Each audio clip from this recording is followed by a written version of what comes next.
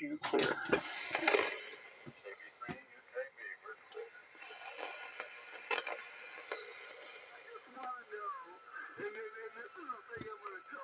Walmart, man.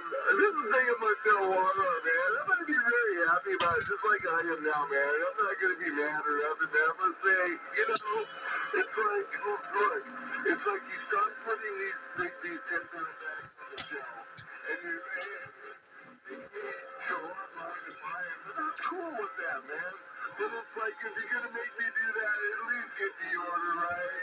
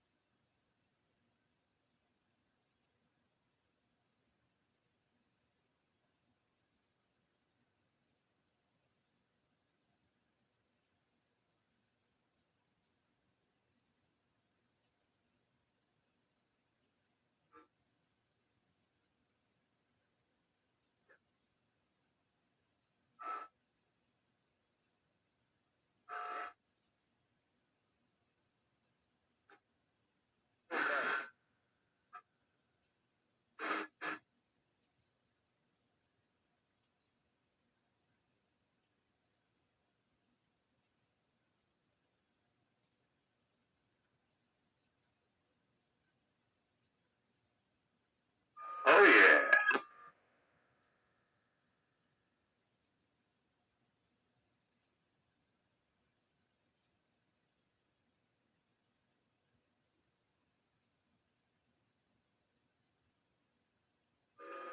Wow. I'm a bit off frequency. Not too bad.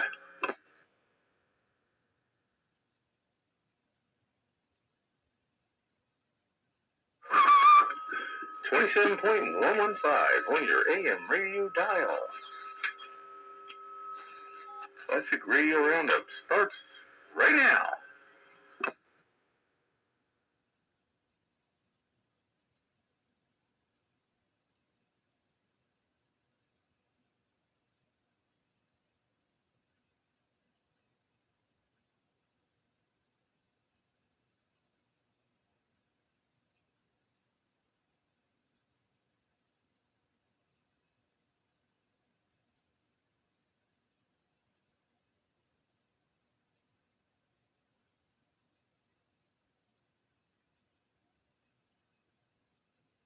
Well, this is interesting.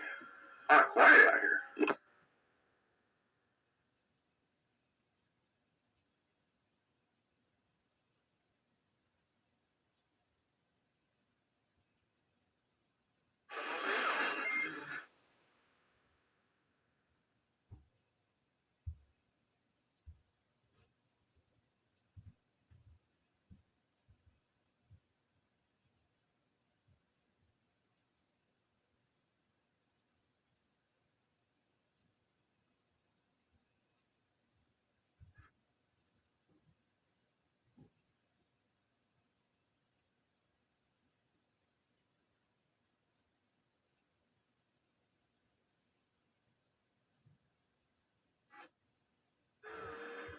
Well, hopefully things pick up. Good grief.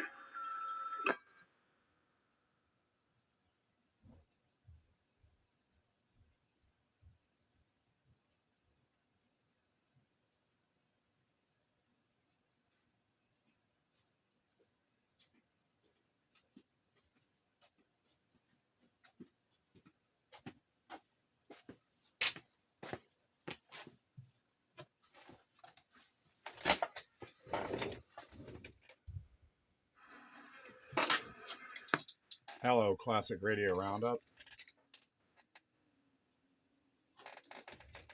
27115. Ah, I thought maybe you were on some other band that I couldn't find. I was on some other band until about 5 minutes ago. I was down there listening on 160, didn't hear a soul. Well, we were there till 7:57, and then I had to go take a 10100, and now I'm back. I came in at 8 o'clock. So you missed Chuck, Steve, and I then. Yeah. I guess Dave wasn't around, huh? Dave is he's unavailable till Sunday.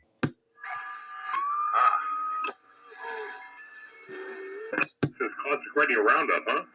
Yeah. Hello, Doug. Hello, Pete. Yeah, I was playing around on the radio for a while, and I got a phone call, and now I'm late. Well, I did contact you earlier on low power, but I don't know if you heard me or not. No, I was probably on the phone. No, you were on here making noise, and then I said we're on the low band. And you asked where, and I told you where, and then that was the last I heard of you. Oh, okay. Yeah, I remember somebody asking about a low band, but I didn't know where it was, and I can't get to 160. Oh. Well, that's where we hang out now on Wednesdays and Sundays, maybe sometimes Monday, on the low bands, amplitude modulated. Well, I might be able to receive there, but I certainly won't be able to transmit. You just need more wire.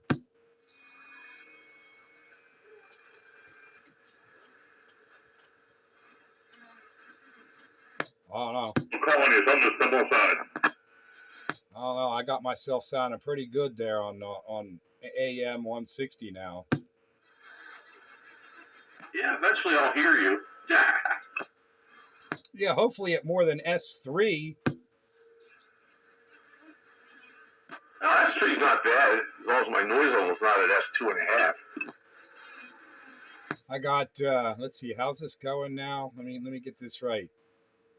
I got my condenser mic going to the preamp going to the EQ, the EQ going to the processor going to the limiter compressor, that goes to the reverb, then the reverb goes back into the EQ, and then the EQ goes to the transmitter.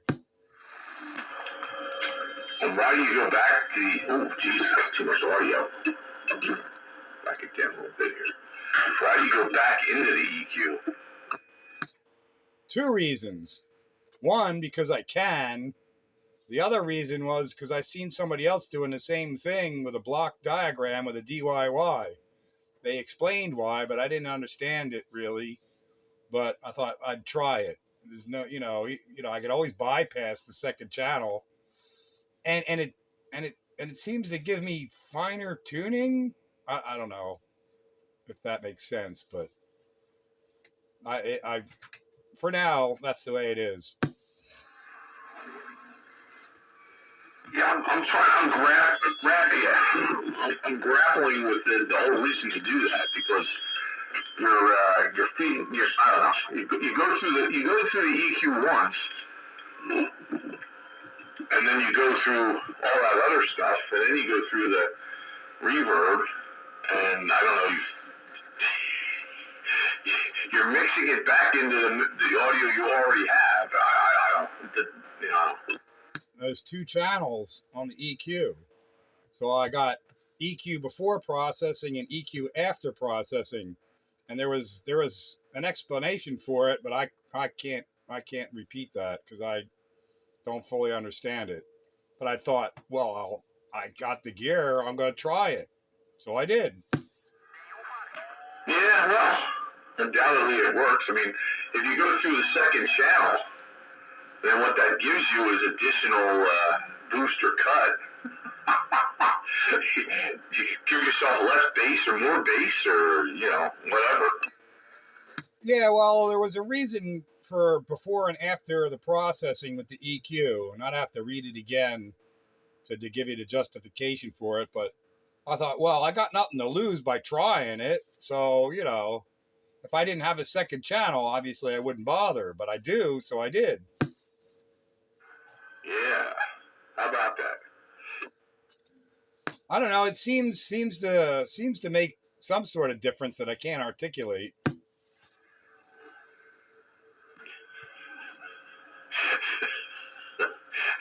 See, that would bother the piss out of me. I don't like something, anything, without knowing why. I gotta know why. Well, my reasoning that I know why is because somebody else did it, and there must be a reason for it. So I did it. Yeah, that would not satisfy me. I would want to know the technical reasons why, and I can go, oh, okay, I get it. All right. Well, I'm gonna have to reread it, and then I'll get back to you on that. But I mostly did it because I could. Kind of like I put the reverb in there, not for any real reason other than to see if I could, and then I wound up being able to, so I did it. There you go. Well, I guess it's working. Let's see here. I gotta make sure I'm doing what I'm supposed to be doing here. Tonight's radio of choice is my Lafayette Comstat 25 Panasonic chassis tube radio. How about that?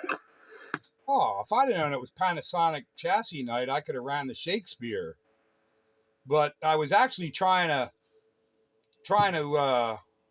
the easiest radio to shove all this processing into wiring wise would have been the Regency here, which I'm on, the 123B.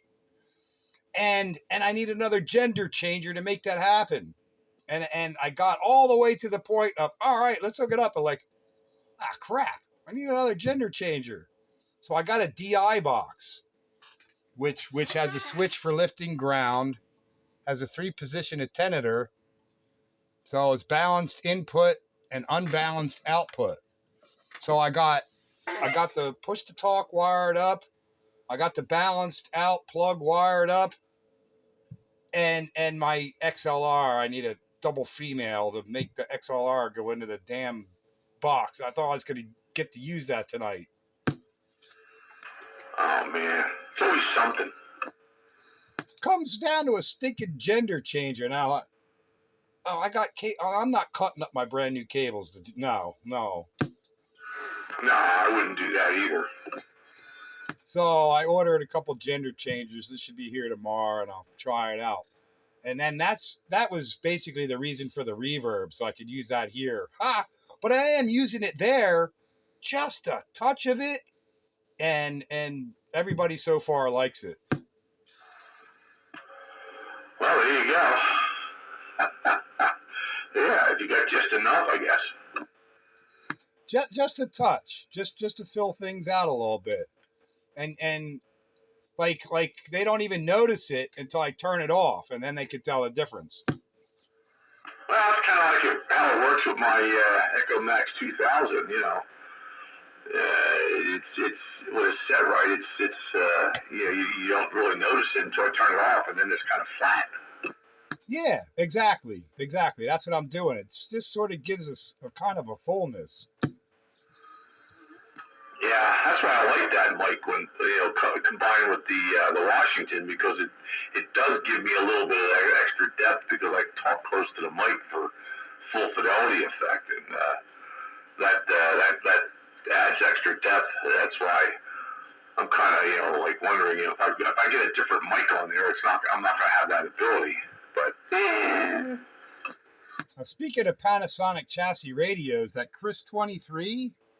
It works, except channel 13 is on channel 14 transmit. Channel 13 is on 14 transmit. Yes, the crystal's out of whack.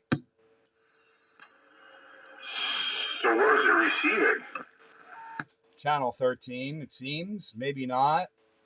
I was feeding back from another transmitter on 13, but you have to have the band spread all the way to the right. Yeah, you got a crystal that's off frequency, but then that means other channels are going to be off too. Yeah, 13, 14, 15, and 16, I think. 14 doesn't work, 15 and 16 do. Yeah, you got a dead crystal. So that means 14 doesn't work, so that means that 10 won't work, 6 won't work, that's no loss there. And 2 probably won't work, and 18 won't work, and 22 won't work. So how well do you know this crystal mixing scheme? It's got, I got the chart here. It's got 14,970, 14,960, 14,950, 14,990. Then it's got 2354, 2329, 2334, 2339, 23440, 23490. So which one or two should I try pulling around with capacitance? I'd say there's the 14, what do you got, 990, 970, 960, and 950? 50, 60, 70, and 90. Okay, so 60 is probably the bad one for 14 and all those others. All right, well, which are the two to mix 13? 13? Okay, that would be one of the 20, well, it's not just 13, it's 13, 14, 15, and 16. And that's going to be one of the 23s. That's going to be 20, it'll be the third one. If you look at whatever the lowest frequency is, then there's the next one, and then it's the third one. So that's 2334, and that mixes with what? Wait, hold on, I'm wrong. It's the fourth one. Yeah, 1, 2, 3, 4, 5, 6, 7, 8, 9, 10, 11, 12. Yeah, it'll be the fourth one. 23,390. Yeah, if that's the fourth one in line in frequency, that'll be the one. And that's the main crystal for those 4 channels. And it mixes which other one? Well, it mixes with the 14s, but well, your 14 could be off too. I guess if you got to figure out if 13, 14, well, you said 14's dead, but if 13, 15, and 16 are equally off frequency, then the 14 crystals are okay. It's the 23 that's off. But if only 13 is off and 15 and 16 are okay, then you've got a problem with the 14. Oh Jesus, 9. What was it? 9. Whatever the lowest one is. You got 50, 60, 70, and 90. So the 50. Yeah.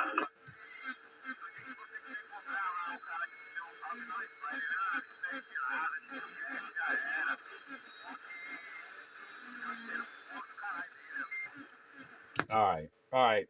Well, I know which ones. I don't want to mess with all of them, but I want to mess with the the one with capacitance and see if I can pull it in.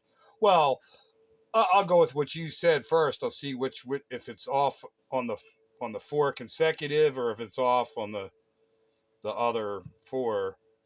See which way it's off, and then I'll go from there with capacitance and try and pull it in. But I don't know. It's off. It's off basically by 10 kilohertz. Yike.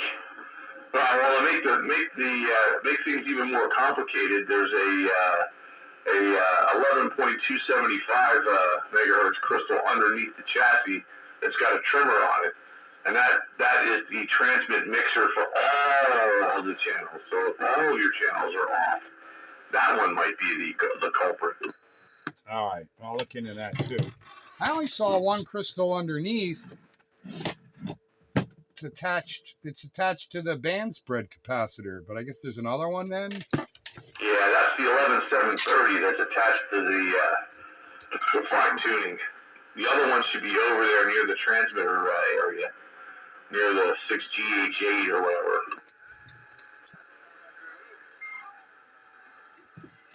Oh, I see it. And then there's a compression trim cap next to it. You got it. All right, well, I'll try fooling around with that first. If that doesn't work, then I'll go further. Don't do that because you could throw, if your other channels are okay, you'll throw them off. All right. Well, all right. Yeah. The thing is a cream puff. I mean, it is literal cream puff. I mean, inside and out, it's train approved. I mean, it's gorgeous. But the damn, I didn't really check out the other channels. I know some are dead. I didn't really check where they were. I just wanted to see where 13 was. And 13 basically transmits on channel 14. And I keyed up another radio, and I thought the receive was on 13, but maybe it wasn't. I did too much fooling around to remember clearly. But they're all original Matsushita, whatever. I don't know. Whatever that Japanese. They're all original tubes. Matsushita, that's the parent company of Panasonic.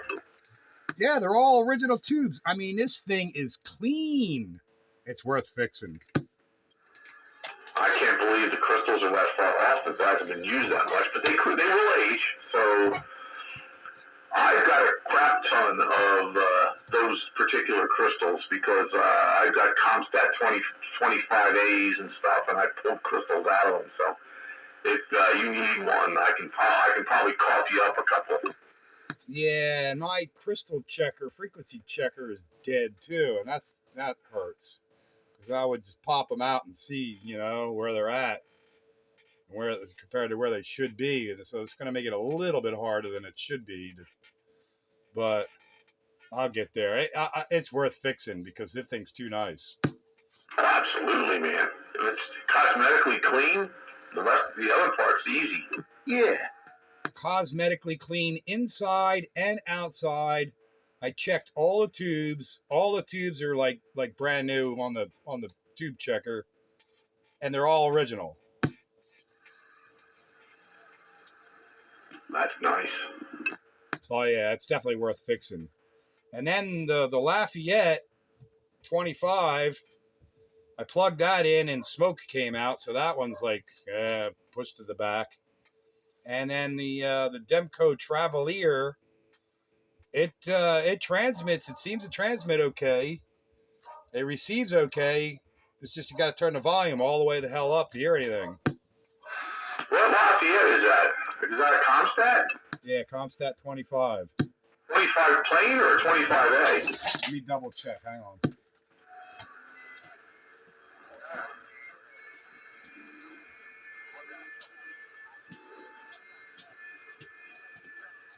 I'm sorry, it's a Comstat 23. Comstat 23. Okay, that one does not have the fine tuning. I don't remember if that's the same crystal, but I was going to suggest that you can rob the crystals out of that to put in the crisp. Yeah, well, maybe I will. I'll check them out and see if they're the same, and if so, maybe I will, because that thing lets smoke out. I'm like, that one's done for now. Don't know if I'll bother. But that Demco has just low audio, but otherwise seems to be okay. Well, the low audio is a problem, but it may not be a complicated one. I didn't go any further than that. I didn't check tubes on it or nothing. I didn't open it up yet. Oh, and it probably needs recapping in the power supply, because the audio on transmit was good, but it was like full of hum. Ooh, yeah, probably needs some cap work. Yeah, but that was probably worth fixing too, just because of what it is. That's a nice split channel radio there. 23 channel crystal transmit tunable receiver.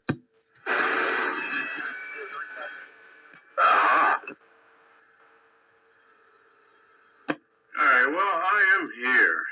Man, Pete, I couldn't find that screwdriver to save my life. I came over here and I still can't find it. You're going to need a little set of them screwdrivers and keep them on your radio desk. I keep a little set of those screwdrivers right on top of one of my receivers, right here on my radio desk, and that's where they live. Right, well, I don't know how it got separated from that little case, but that little case is in there with all the rest of its tools. And there's two things missing. Both of them are screwdrivers. It's got to be in that room, unless you took them out for some reason, but you were using it in that room. That's right. And I was there scrambling, trying to find it while you were talking, and I couldn't find it. I don't know if they went under something or behind something. There ain't much in there. That's what makes it so frustrating. Did you get those videos? Yeah, I stole it when you weren't looking. Did you get those videos? Yeah, I did. I got them. I know what the problem is, Pete.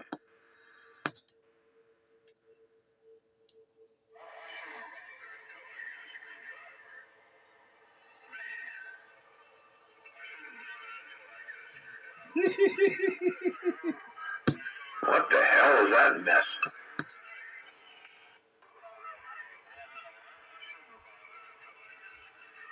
That's Train, a 160. Yeah, well, it's overmodulated so badly I can't even understand it.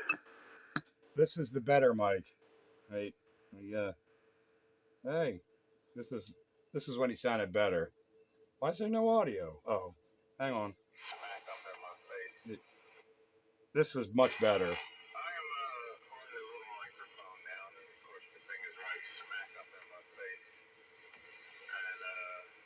That was a lot better. Yeah, at least I can understand who it was, but rebroadcasting a recording usually doesn't do it any justice. No, but you get the idea. No, it sounds better than that on the phone. But anyhow, I know what it is, Pete. I'll tell you what it is, Pete. There is a voltage on a certain pin in that microphone. And that is the microphone that is the desk microphone. That voltage powers that microphone. And there is a menu inside of the ICOM 756 Pro. You have to go in that menu and adjust your modulation output to match that microphone. So right now, the thing is set for that little hand mic, which does not require a voltage at all. And then when you put a microphone in that requires a voltage, it's turned up too hard. So what I got to do, which I do, I have the menu, I have the manual now. It came in the mail yesterday. I got to go in there and turn down those modulation levels and set the bandwidth and set all of the little parameters that can be set. There's like, you can set your tone, you can set your levels, and you can set a bunch of things. They're simply not set. So therefore, a microphone that requires a voltage is not going to work until I go in those menus and turn it down from the inside. Yeah, well, welcome to amateur radio versus CB radio. Oh yeah, you're gonna find most ham rigs in the last 25 plus years have a voltage supplied to power microphones. And my Yaesu's got all of what you were talking about, plus a multi-band panometric equalizer in there you got to set up. That's correct. So it really means that I have to do my homework and bring those things all under control. It all got to be brought under control because there's a series of menus inside of that radio.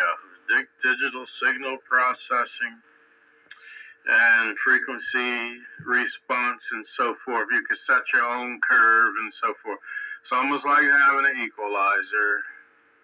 And then, of course, you have levels. And that stuff has to be turned down in order to receive that. It didn't take none of those desk microphones, but it took the non-amplified microphone. So that, I was thinking about it, and it came to me. She's just set too high, that's all. She's overmodulated. Oh yeah, I could tell you that. But yeah, of course you got to set all that stuff up. It's all on the menus anymore. It's just not. There's a lot of knobs on the front, but they don't do everything. You need to get in them menus and set that stuff up to match up whatever it is you're using for sure. So yep. Well, you're on the right track. That's what you gotta do, and you can get on the air with us and set it up with us. There's probably a monitor function where you could plug in headphones to your phone jack and hit the monitor and hear yourself. It's not completely true, but it'll get you close. Yeah, so that's what I got to do. I haven't opened the manual yet, but I did. I ordered one and paid for it, and it came in the mail, and I have not opened the envelope, but I know because I was reading some stuff online about it or on a brochure, and it was saying about all these different menus that are on the inside. All of them little menus, DSP, digital signal processing, and all this kind of. Well, I'm all right with it because I'm used to studio equipment, and it's the same thing. They got small little digital signal processors inside of there, and all of the parameters will have to be set in order to accommodate a amplified microphone. Dave could correct me. I may be wrong. But DSP is for receive side. I don't think DSP affects your transmit side. No, mine doesn't. It's just receive. Yeah, DSP is for receive only. That's not for transmit. All right, so that is not the truth. Digital signal processing can be for audio input and output. All it is digital signal processing. It's a computerized equalizer, and I have incoming and outgoing. When you're referring to DSP in the amateur radio world on that transceiver, I'd be willing to bet that's for receive only. You have different EQ settings for out transmitting and even maybe bandwidth. I don't think you could apply DSP to your transmit on that radio. You make the word DSP mean that like it only can do one thing, but that's not the truth. We use digital signal processing for our studios, for our audio. In other words, it ain't nothing but digital signal processing. It could be used, receive, and transmit. All it is a DSP unit. And yes, it does go both ways because I read it. Help me out here, Dave. Well, it's different than the 746. Mine is just receiving K4920, K4920. Well, maybe that radio does things that I'm unaware of, but in the amateur radio world, when you're referring to DSP, they don't talk about DSP on the transmit side of things. The DSP is for the receive side of things. Now, maybe that radio does something that I'm unaware of, but in nomenclature, when people talk about DSP, they're talking about the receive signal. Yeah, I understand. I understand. But you're missing the point. No, I'm not. DSP can be used in studio equipment. We have it. We have DSP units just for music. We have DSP units for anything having to do with audio.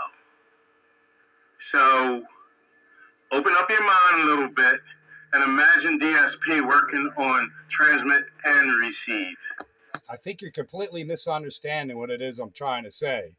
Because what you were listening to me on tonight on 160 meters, guess what I was doing? Digital signal processing. But it wasn't in the transmitter. Did you use any digital signal processing on your audio? I absolutely was. But it wasn't in my transmitter. And my Yaesu doesn't have DSP on the... Well, maybe you're umbrellaing the term DSP more broadly than I am. What I'm trying to say is I'm not disagreeing with you. I understand exactly what you're saying. In the audio world, there is DSP for audio. But when you're referring to amateur radio DSP, typically people are referring to the processing on the received signal.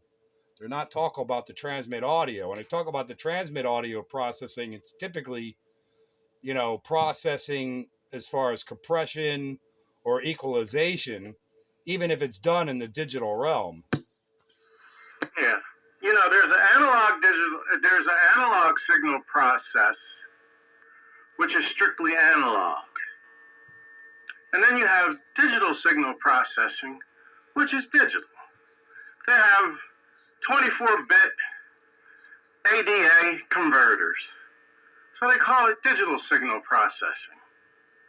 So if I'm playing my saxophone and I got a DSP unit in, there's a digital processor. It goes in and it changes the parameters on the different things. Some of it works by algorithms. You could take out certain things and create your own little sine wave and make the saxophone sound the way you want it to sound. And that's just a DSP unit. Years ago, we did it all analog. We had a bunch of capacitors in the form of an equalizer, and it wasn't called digital signal processing. It was simply analog, so it was called signal processing. So they took the same kind of technology and put it inside of a radio so that you could control your input and your output. I was just reading up on this thing. So no, DSP is not just for receive, and it's not for ham radios alone. DSP simply means digital signal processing. It can be used anywhere that there's audio. I'm not disagreeing with you. I think you're misunderstanding what it is I'm trying to say. But the audio you heard from me tonight on 160 meter AM, I was using digital signal processing on my outboard audio. I was taking an analog signal, turning it into a digital signal, processing it, converting it back to an analog signal, and out it goes. But that's not. I don't know how else to explain it. I'm at a loss. I'm not disagreeing with what you're saying, but I don't know how to, I guess, get across what it is I'm trying to say. I guess maybe Dave can help me out. Maybe not. I don't know. I'm stumped. I'm not disagreeing with you, and maybe your radio does. I'm not familiar with that particular model of radio, but that if it's doing processing to that degree on your transmit audio, that's something that radio has that most amateur transmitters do not have. Good evening, y'all. Yeah, I mean we understand what DSP is. It's a method of processing, but how it's implemented, well, at least in my 746, I have controls here for digital signal processing, but it is strictly a receive function. It's only used on the receiver side. There's no controls that modify transmit through digital signal processing. It does, other things. I got tone controls and things like that, but I don't have any DSP on the transmit side.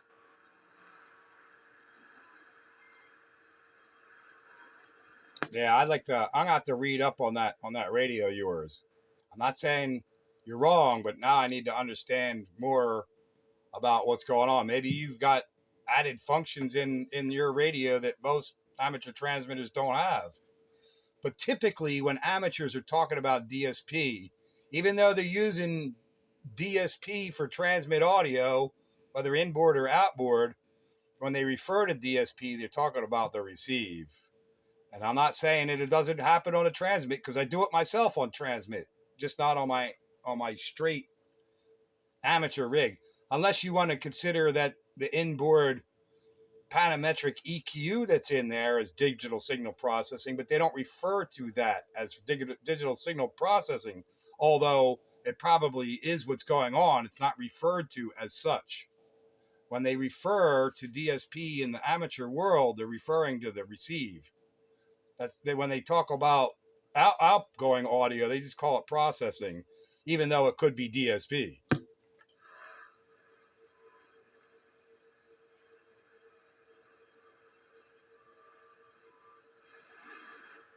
I hope we didn't upset him here. Yeah, no, I hope we didn't. We're just having a discussion here, and striving for clarity in the discussion. No reason to get upset. You ignored me like a red-headed stepchild. What's the matter with you guys? Because you were grassing it, and we were in the middle of something. I know. I got to run 1,000,000 watts just to get to say hi. Steve, come back. Steve, we're just having a talk. Now he's mad at us. I hope not.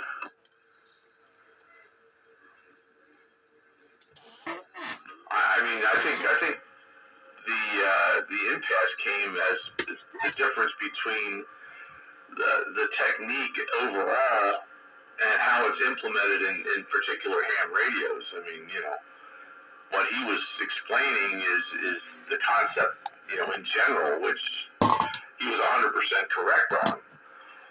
But I don't believe it was implemented that well. See, I'm only going by my radio. His is a much better radio than mine, so maybe they did implement it on the transmit side. I'd have to look at the manual and see. But there's a difference between concept and implementation. And I wasn't even going that far. I mean, even though his radio may have it, they don't refer to it as such. It might. He's got the manual, so I hope he knows. Well, that's not what I was disputing, and I understood what he was saying. I was just trying. I don't know. Sometimes I guess maybe I just should shut up. I guess. Well, it's those little nasty nits that we keep picking. That's kind of what it came down to, wasn't it? Picking nits, I guess. I don't know. I didn't mean to offend or upset anyone, but I don't know.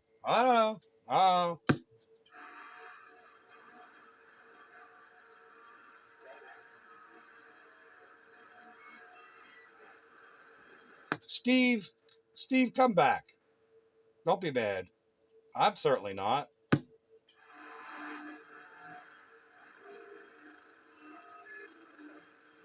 Maybe he's not mad. Maybe he just got a phone call or something.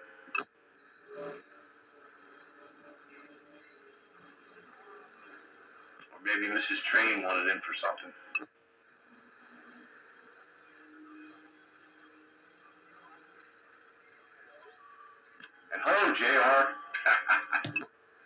Yeah. Howdy, Jim. Dave, good evening, Pete. What's going on? Besides getting everybody all mad. Well, it wasn't intentional. I think you might have that natural ability, though. You know, I don't know. Funny thing about you. Well, maybe I'm a little abrasive sometimes. Don't mean to be, but apparently I am. Yeah, big loot. But anyway, yeah. So apparently you're making out okay. How did it all go? I missed you guys tonight there. I didn't make it. I was tied up. But that's all right. Better now than then, I guess. Well, we were having fun on 160, and everything was fine. And then we came here, and I don't know, there was a misunderstanding. That's all it boils down to, I guess. Misunderstanding. So, I don't know. All I know is I was working well on 160 and didn't get into no arguments. Then I wound up in one here and didn't even know I was in it until people got upset. Picking them nits. Well, I don't know. I don't know. So who's all in here tonight anyway? I mean, besides you old hams. More like turkeys. Yeah, you old turkeys, you old buzzards there. I'm by golly. Renegade, I know he's probably listening. Hello there, Renegade. Where is Wayne? I'm in here. I'm just listening. See? I knew it. But anyway, hello, Wayne. I just want to say hey. And I knew you were listening. Hello, JR. What's up, Wayne? And Dave.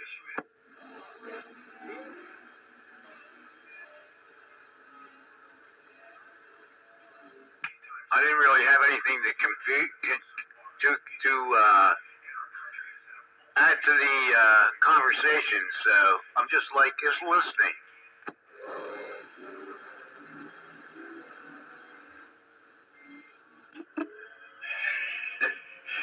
In this recent conversation, you're probably better off that way. I thought I was anyway. Yeah, I think he just misunderstood what point I was trying to make. I wasn't disagreeing with him. He just couldn't get my point across. So I guess when I find out that I'm not getting my point across, it's time for me to shut up. Yeah, I was listening to that conversation about DSP, and I don't know anything about it. And my radio is all analog.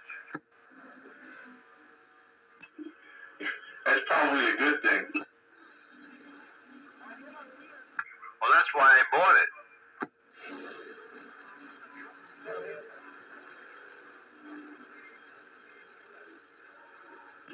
Yeah, I can fix an analog radio with a soldering iron. The digital one requires a programming degree. Yeah, but the new radios had all kinds of stuff on them. But I bought the last analog amateur radio that ICOM made. Yeah, I mean, even my 746 Pro has digital signal processing on the receive side. But and of course, it's got all the digital control functions. It doesn't have an analog dial or anything. Those kind of went out with the Yaesu FT101 series and the Kentwood 530s and stuff. Yeah, my Yaesu's got DSP, and it processes the incoming signal, and it's not so much for audio as it is for the actual signal. So, but it doesn't have what I would call DSP on the transmit, although there are functions you can manipulate in the digital realm for transmit, but it's not called DSP. But if you can manipulate digital realm, then it is DSP. May not be called that, but that's basically what you're doing. That's the point that I was trying to make, though. When referring to it, you don't. I don't know. Maybe I'm wrong. I'm quite possibly I'm wrong.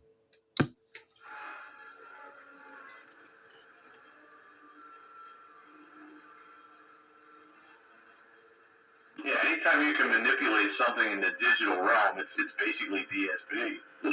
So I guess when you're picking nits, I guess I have DSP on transmit too, but it's not referred to as that. That's the point that I was trying to make, and I couldn't seem to make it. And that was the nit you were picking. Got myself in trouble over it. Made a friend mad at me.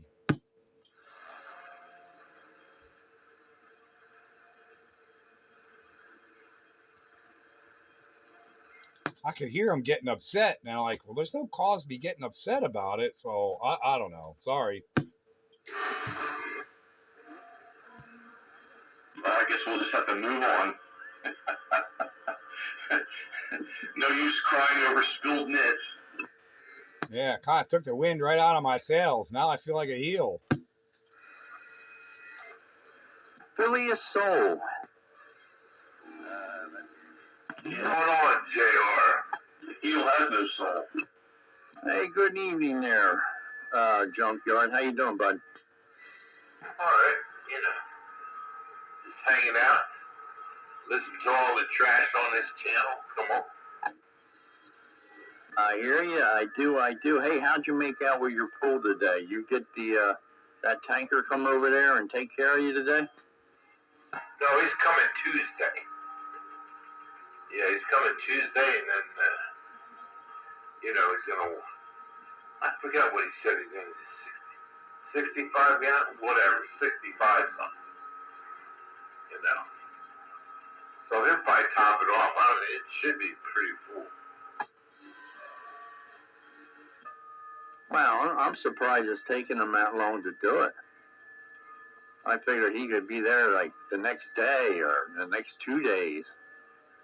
They're giving you a week's notice. That's kind of crazy. Well, he came over, but he just wouldn't have got paid that day. I get paid Friday. Oh, okay. I got you. Now I understand. But he will get there, and you will have it all straightened out. After he dumps it all in there, go ahead and throw your liquid chlorine in there or winterize it. The end of the story. Well, yeah. I got the tarp. So,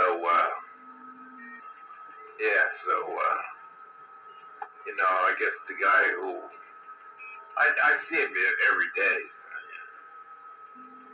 So he'll winterize it and do the thing. And that'd be that. Put the cover on and, until next year.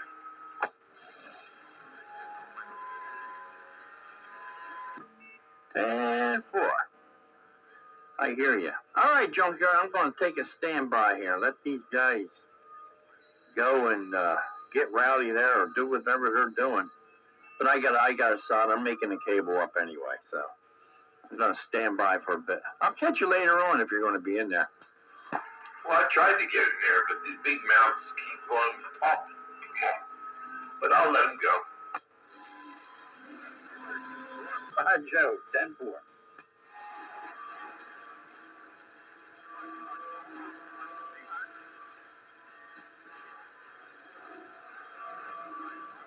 Oh, man.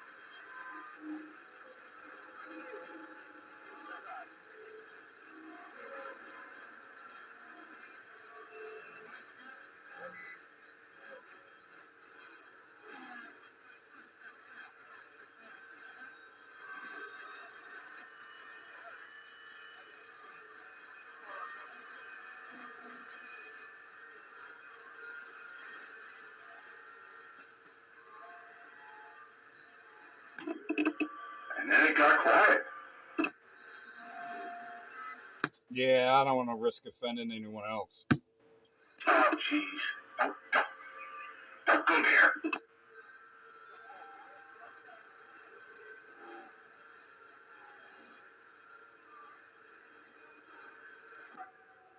If it makes you feel any better, I'll never get offended.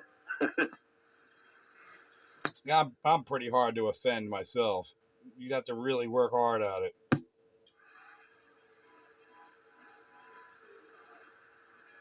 So, how you making out in progress there? You get everything where you want it now? You set there? Yeah, I think so. I don't know. I guess I still have to have the 5/7 stamp of approval, I guess. But I think I'm probably pretty close. Maybe some minor adjustments. I'm happy with the way it's working. Well, did you get to touch base with him since we were chatting away? No, he's unavailable this week, so I haven't talked to him since I made some changes. Microphone, capacitors, settings, EQ, or not the EQ, the reverb. Yeah, yeah. I think he doesn't want to admit it, but I think he likes my reverb. He's sort of, you know how he dances around things a little bit sometimes. He doesn't disapprove. Let's put it that way. Well, no, I don't either. Only because it gave you more depth. It's not like a reverb, but it just gave you more depth. That's where it's set at, I think. You know, that would be my goal. Yeah, that was my goal, and that's where I got to, and that's what I wanted, and that's why I did it. Well, there you go. Good. All right. Well, good deal. And that Mike's working out good for you and all good. Not a bad deal for $13, you know. Oh yeah, I like that microphone. I do like the mic because it's hanging from the cord right now till I get a boom. It's hanging from the cord from the ceiling, right at the operating position, so I could sit back a few inches from it, and relax in a chair and talk, and it all goes through. Now my next goal is to use that processing gear and feed it into like this radio. Oh, okay. All right. Well, yeah. Hey, why not? You know, I find that you might even get that. Eventually, you'll get to use that shock mount. Yeah, once I get a boom, I'll be able to use the shock mount. But it's kind of shock mounted now. It's hanging by the cord. But yeah, I'd like to be able to use it like on the B&W, 1 or 2 CB radios. And then I'll probably wind up butchering one of these crappy mobiles of mine or something and do it the right way and feed it in like, further down the audio chain where I'll get the most advantage of it. At some point I'll go there. For now, I'm just doing the easy route and shove it into the mic jack. But eventually I'm going to do it right. But I still think I'll get some advantage out of it, even shoving it into the mic jack. So I was almost there tonight. I had everything I thought I needed to make it work tonight. And then I need a freaking gender changer plug. Like, are you kidding me?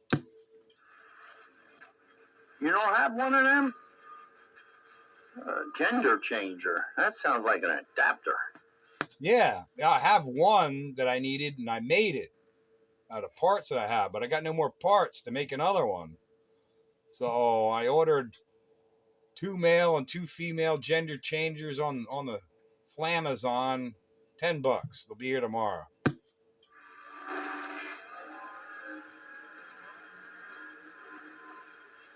Actually, it worked pretty good. You know, and they're reasonable. You price out what they want for if you go through like Heil or one of the brands, you pay out the butt. But I like them the 10 for whatever they are. 10 pieces for, God, it's so cheap. Yeah, I got a DI box. that basically takes the XLR balance line, goes through a matching transformer and makes it unbalanced with a step attenuator if you need it. And so, I think that ought to make it behave without squealing and all. And I got that DI box, but the input of that is male, and I need a female plug to go in. And coming out of my last stage of my processing is a freaking male. So male to male only works in the Democrat world.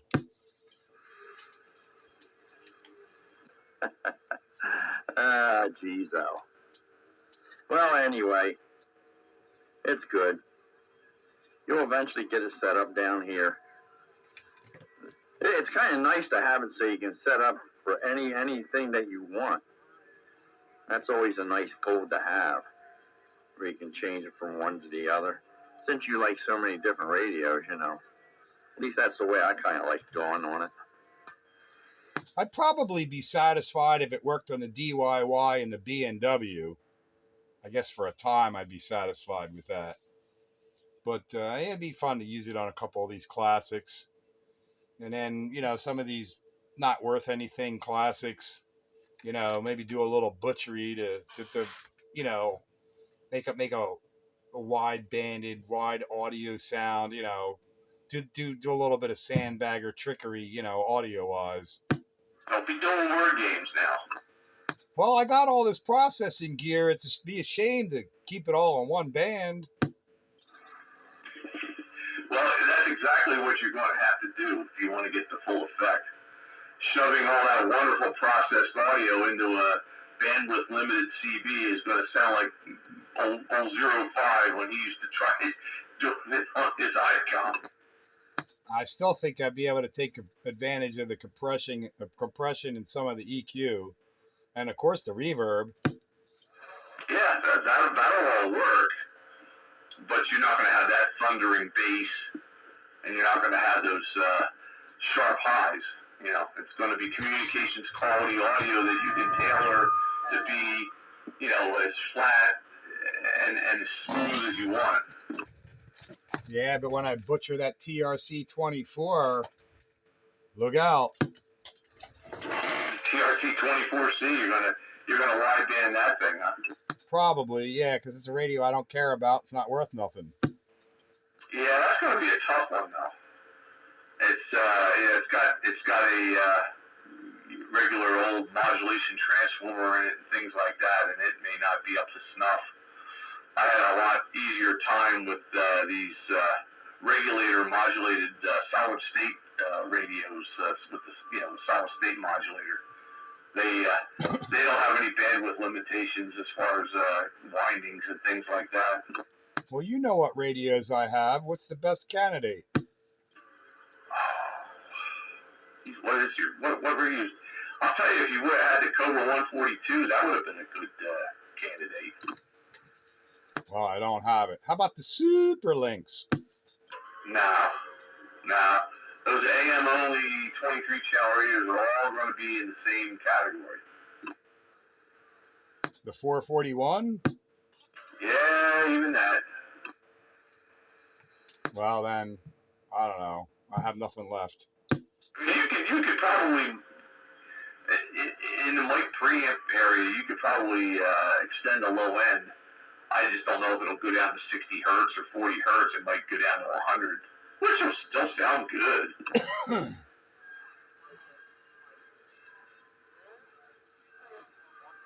100 hertz. Huh.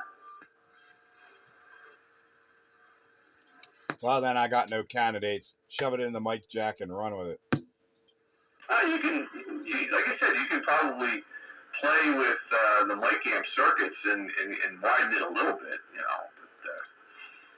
you may not have enough iron in there to get them really down low.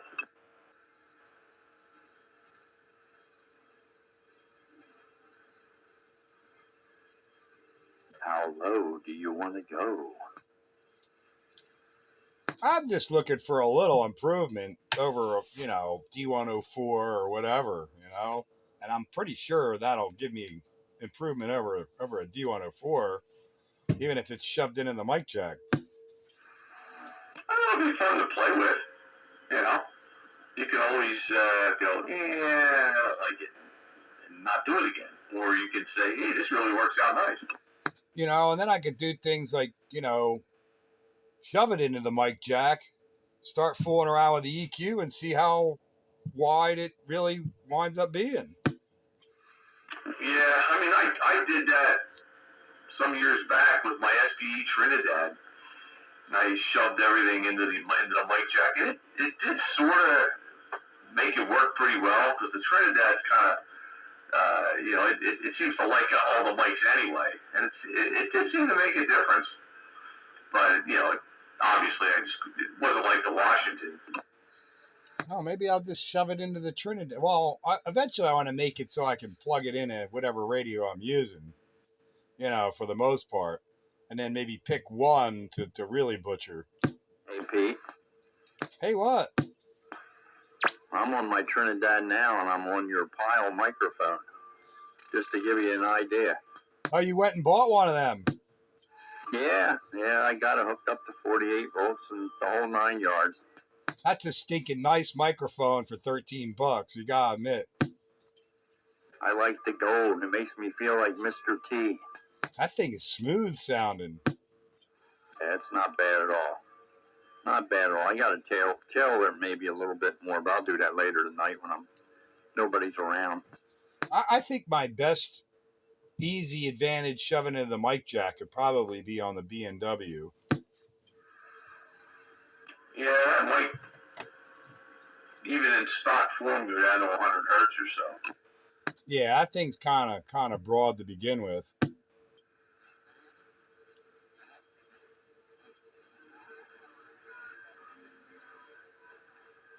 David had me going somewhere into the, I don't know, some grid of some tube somewhere.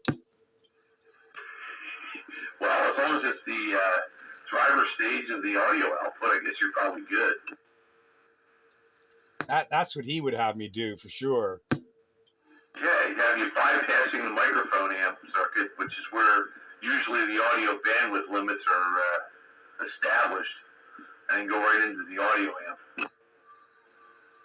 Yeah, I don't want to butcher the B&W though. No, you don't want to do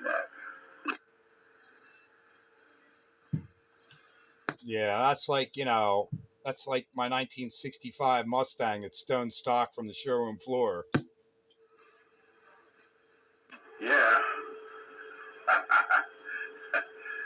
Yeah, well, some of these ham radios too that have data jacks, those ports bypass the microphone amp circuits and all that bandwidth limiting. I'm wondering if you go in through the data ports, whether you could, you know, get a much broader fidelity.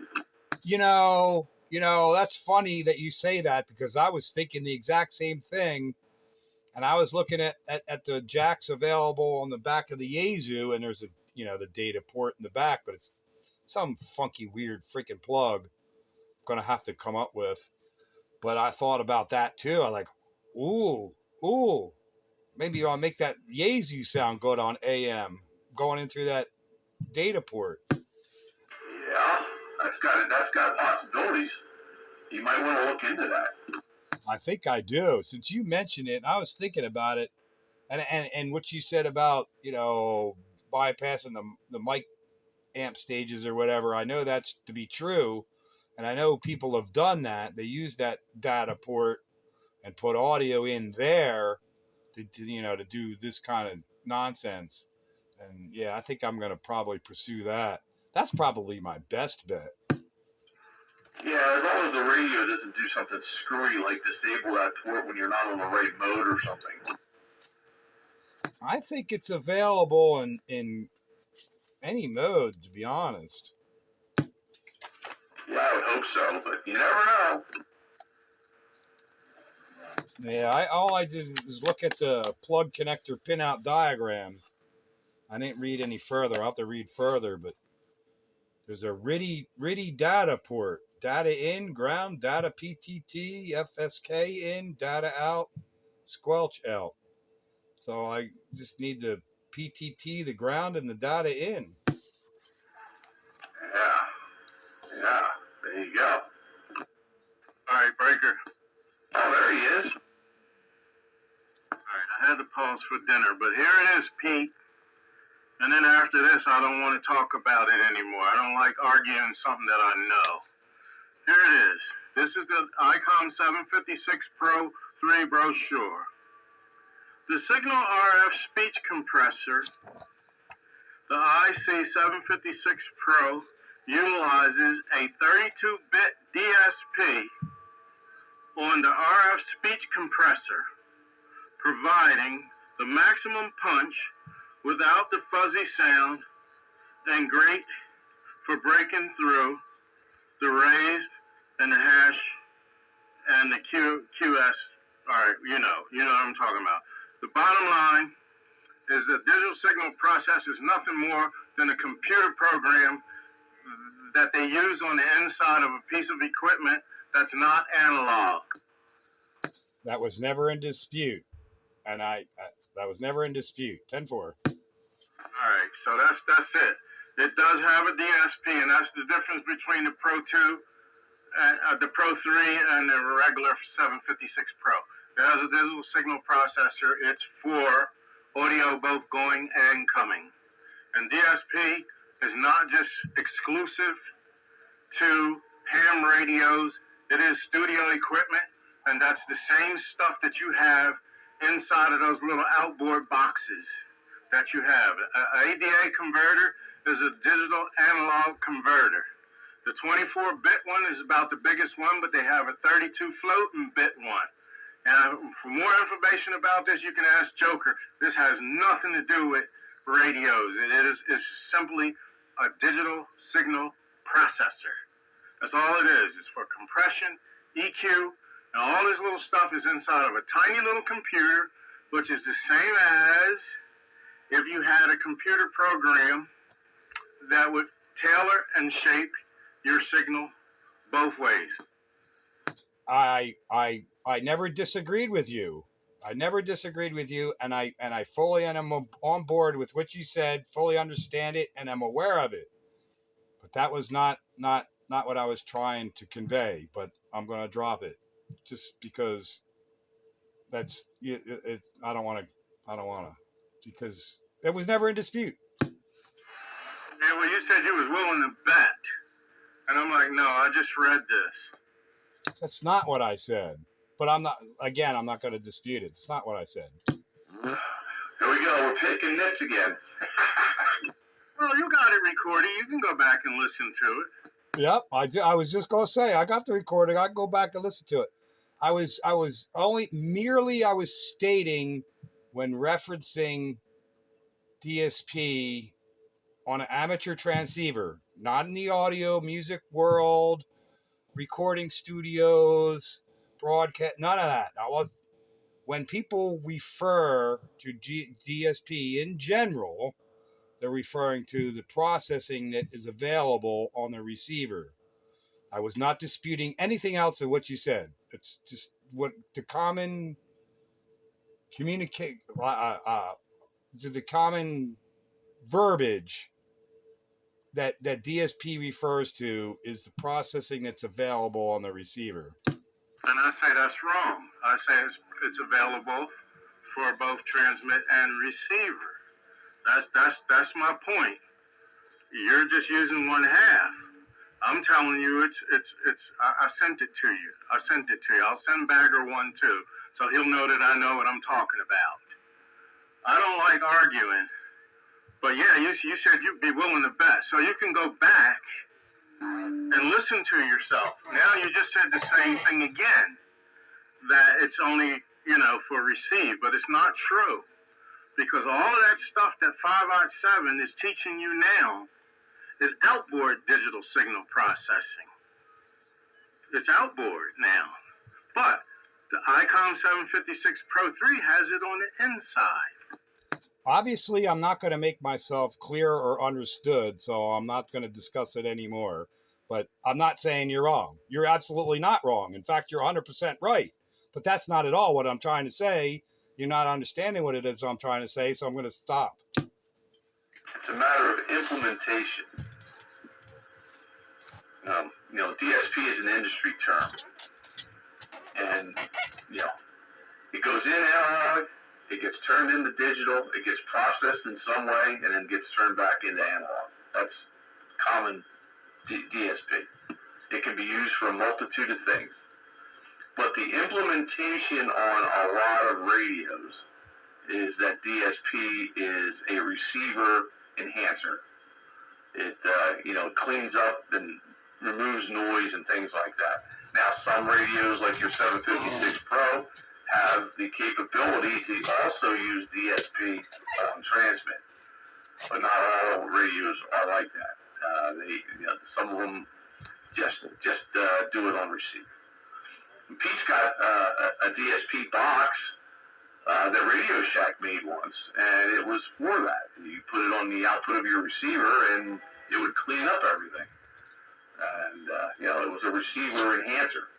I guess that's another thing. It's a receiver filter utilizing DSP. Maybe that's even a more accurate way to do it. Yeah, that's right. You're absolutely correct.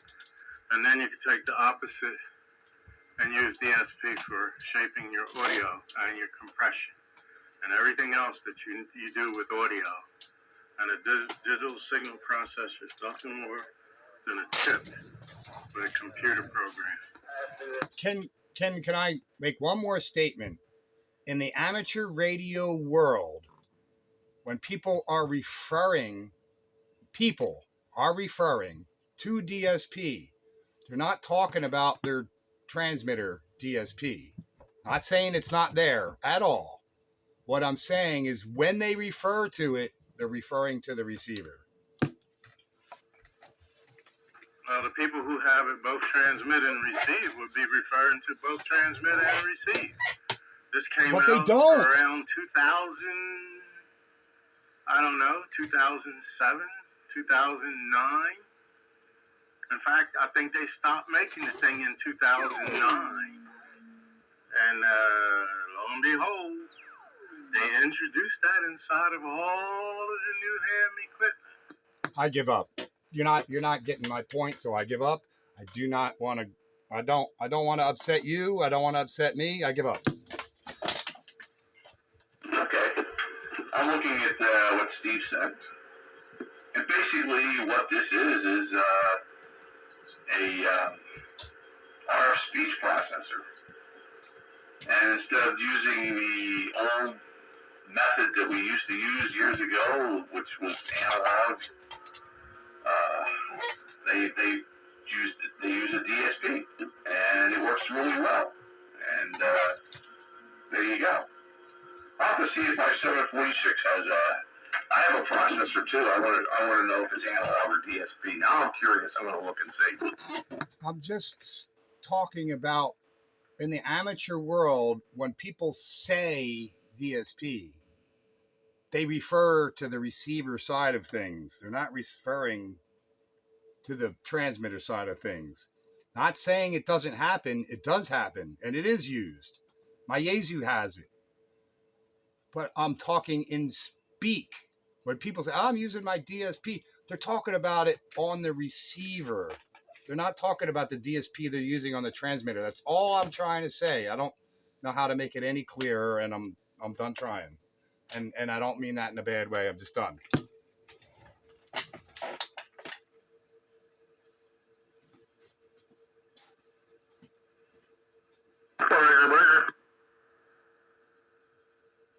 Good evening there, Mr. Rooster.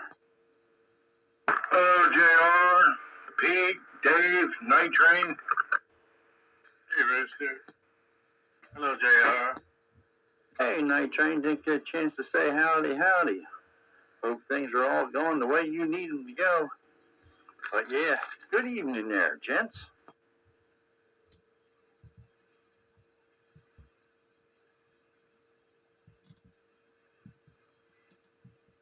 By golly. Miss Molly. Yeah. That's right. Rooster, what you into today? Anything good? Washed the car. Oh, man. I didn't even get out in my car today. I got to do that tomorrow, though.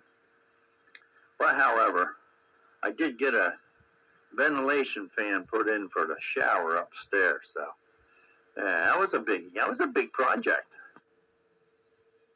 Yeah, run the wires through the wall. The wires were kind of already there. It was like getting what do you say, the hose, the vent to the suffix. What do they call that? The overhang there of the roof suffix. I'm not saying it right, but anyway, yeah, that was a good job. It was all done. It's all done. It's done. Yeah, don't want to have to do that again. You had to mess with that insulation. The whole deal. Yeah, all good. You know, getting too old for that stuff.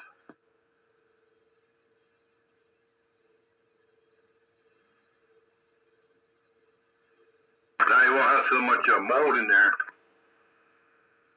Never really had mold, but it's you know, it definitely did steam up there.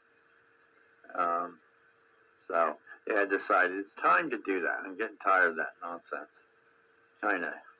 Well, it makes it easier to clean the mirrors. Paying a fool. I pity the fool. Pity the fool. Yeah, 18's on.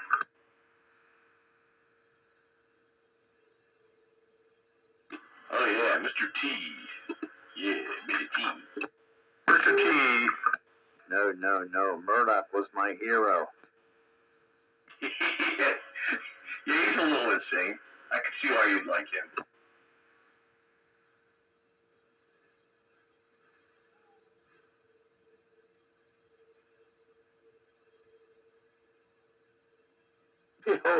He always liked toying around with Mr. T. Yeah, that's how you knew he was crazy.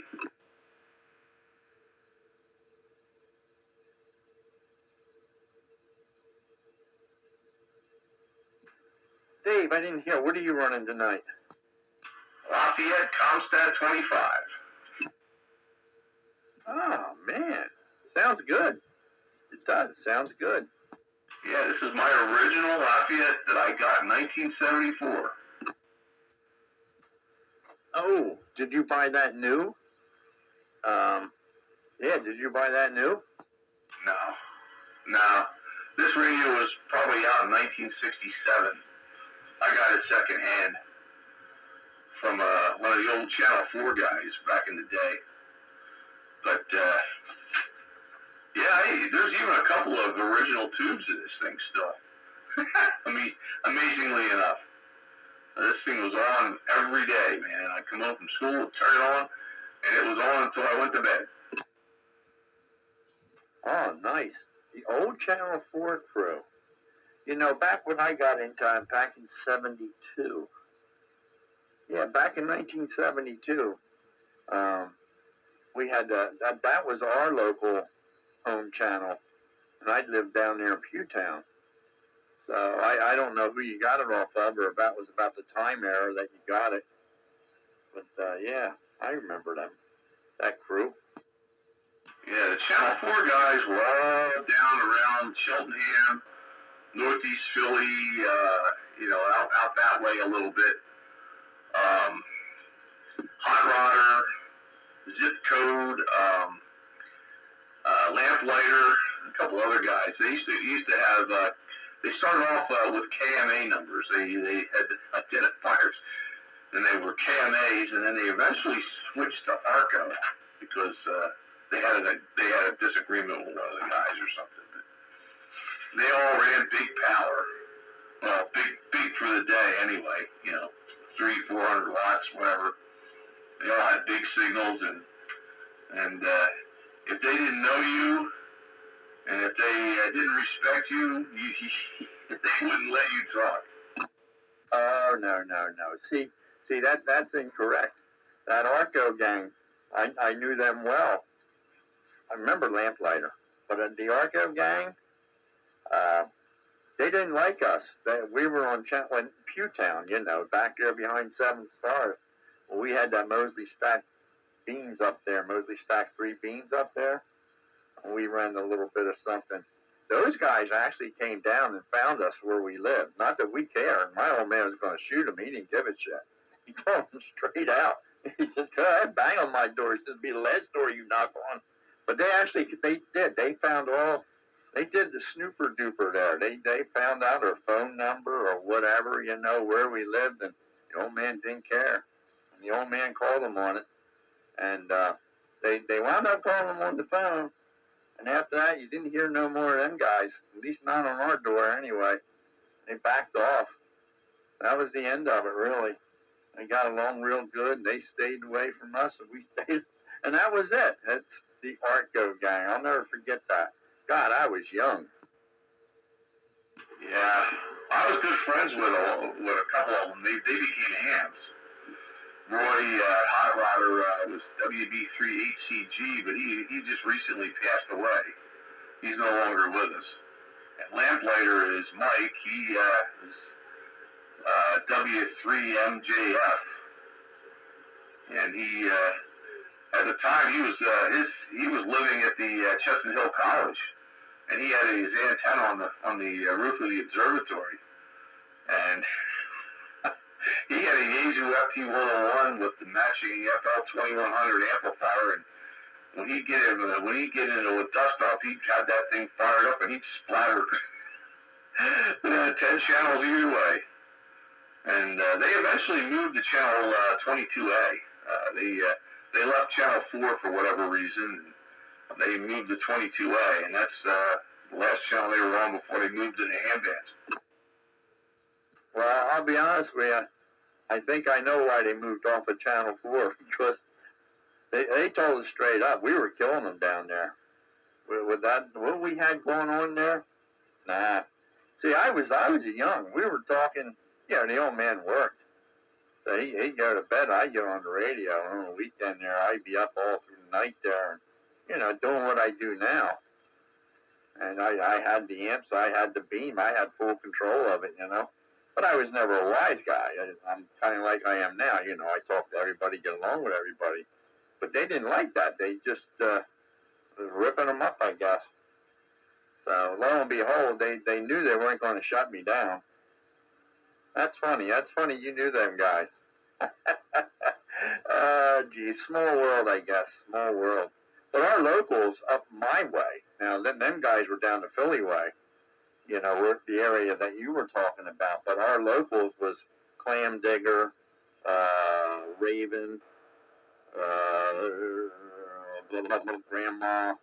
Grandma something.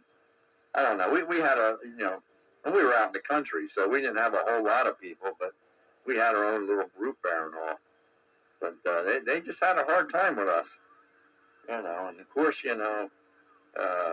once they started goofing around with my dad, and he was quick draw McDraw, and we didn't have no cops. So anyway, that's a whole nother story, though. But anyway, we'll let it go at that. It's just a small world. As soon as you said the Arco gang, I'm like, oh, God. Yeah, I didn't know all of them. I just knew a few of them. And this radio here belonged to Zip Code. And I didn't know him at the time. It was my older mentor, Blue Bandit. He kind of got in there with those guys, and he had a Wasi 450, which had a lot of swing. They were impressed by that, so they were friendly with him. And he tendered the deal and picked up this radio, and I paid $100 for it. Back in probably like September of 1974. And yeah, that's where that came from. But I met Zip Code years later.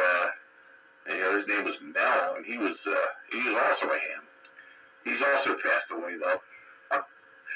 Yeah, he died of cancer some years back. But yeah, it's a shame. But he lived down there on Warnock Street, down there in Philly.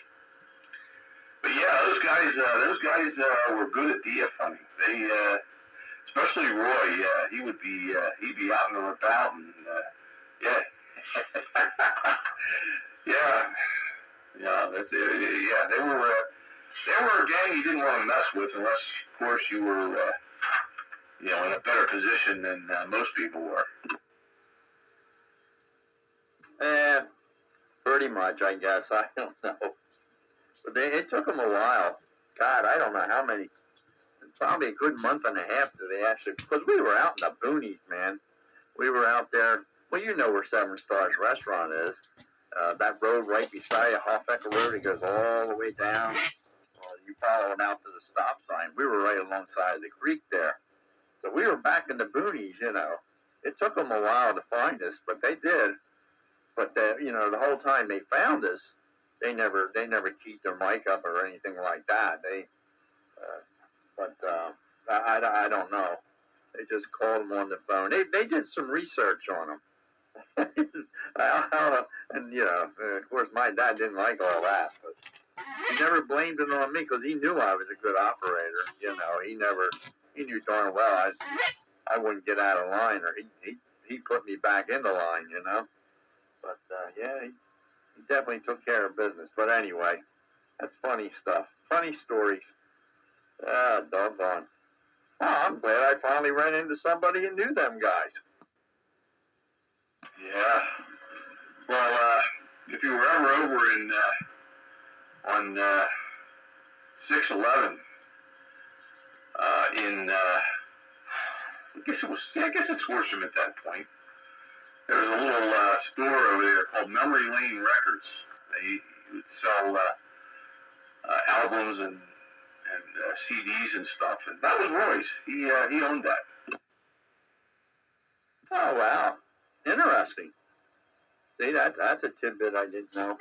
But I didn't get around that much. Heck, back in them days when that all took place, Bagger, I was only, oh God, I was only 14, 15 years old when all that occurred. I was a young fellow there, but yeah, a lot of fun. A lot of fun. I wasn't even driving back on, Jeez. Yeah. It's funny because where you lived at, down there, in Norristown area. Yeah, you probably caught a lot of that. A lot of those guys down there, a lot better than what we did. And we were down the hole. That's the thing. We were down in. Our above sea level thing wasn't high at all. Next time I drive through there, I'm going to get my altimeter out and I'm going to see what it was. But we did very well with that antenna. But anyway, that's something for the future. I have to find out.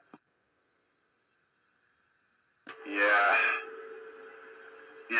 those guys were. It was funny. One of my neighbors, well, he was about half a mile up the street. We used to call him the Redhead. I don't know if his name was Steve. He was rather an infamous guy at the time.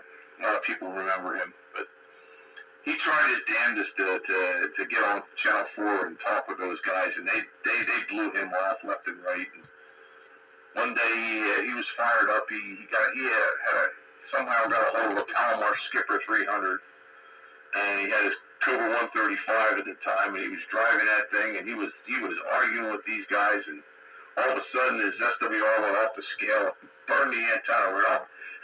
He had one of those Radio Shack 5/8 ground planes, and he burned the thing up. He calls me on the phone. I come up to help him take it down, and he says, "Here." He gives it to me, and I threw it over my shoulder, got back on my bicycle, and I drove back down to my house with this 5/8 wave ground plane perched on my shoulder. Oh, Lord. How the heck did he burn up that 5/8 wave ground plane? Man, I figured that to take a little bit more than a fiberglass antenna. Those things had those little PC board helical matching transformers, and they weren't good for more than maybe 150 watts the most. And he was putting double that in there, and he burned it up. Oh, wow. I forgot all about that matching network that they used. Okay, yeah, that will do it. That's funny. I can see you going down the road and your bicycle carried out it. That had to be a sight. But by golly, you knew you had something there. You knew, darn, you got that up and going again, yes? Well, yes and no.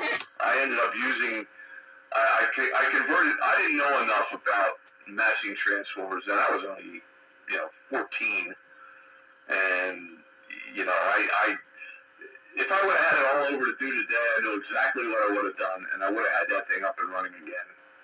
But what I did was I turned it into a quarter wave. I just lowered the sections down to 9 feet, and I just jumped out I eliminated the matching transformer and made it into a quarter wave. And then later I took the elements and made a dipole out of it and gave it to my neighbor, my next door neighbor. So he was getting on the radio and he didn't have a lot of money to spend, so I made him an antenna